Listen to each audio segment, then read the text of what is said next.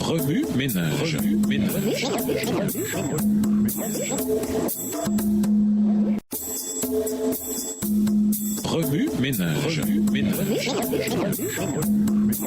Bienvenue dans votre émission. Wabi Ménage. Nous voilà à la leçon 10. La pauvre veuve, la donatrice extrême. Lisons Marc 12, les versets 41 à 44. Marc 12, versets 41 à 44. Jésus s'étant assis vis-à-vis du tronc, regardait comment la foule y mettait de l'argent. Plusieurs riches mettaient beaucoup. Il vint aussi une pauvre veuve. Elle y mit 2 petites pièces, faisant un quart de sou. Alors Jésus, ayant appelé ses disciples, leur dit : « Je vous le dis en vérité, cette pauvre veuve a donné plus qu'aucun de ceux qui ont mis dans le tronc. Car tous ont mis de leur superflu, mais elle a mis de son nécessaire, tout ce qu'elle possédait, tout ce qu'elle avait pour vivre. » Introduire, se jeter dans ses bras. Le père du pasteur Pavel Goïa était un entrepreneur en bâtiment prospère à l'époque du communisme roumain. Malgré tout, jamais il ne s'est acheté de voitures de luxe, de meubles coûteux ou de grandes maisons. Si les choses vont mieux, disait-il à sa femme, nous favoriserons encore plus l'œuvre de Dieu. Ce sont là les trésors que nous avons, car nous n'emporterons rien d'autre que des âmes au ciel.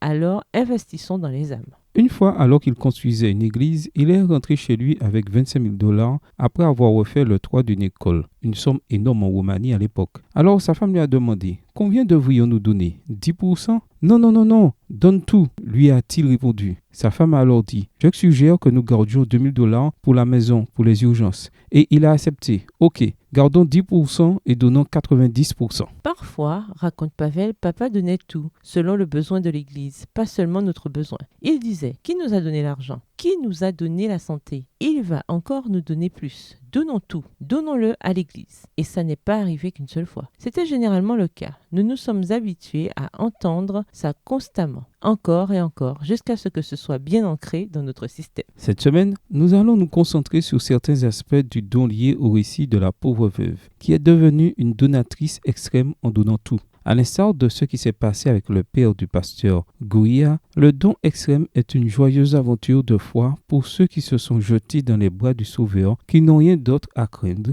dont les yeux et le cœur voient déjà au-delà du Jourdain, qui mettent presque le pied dans ce pays plus beau que le jour. Ils font partie de ceux qui habiteront sous les hauteurs, ils auront un refuge sous les rochers fortifiés, leur pain leur sera assuré, l'eau ne leur manquera pas. Ésaïe 33, verset 16. Adapté des lectures de 2020 pour les dîmes et les offrandes, que vous pouvez retrouver sur le site https://stewardship.adventist.org.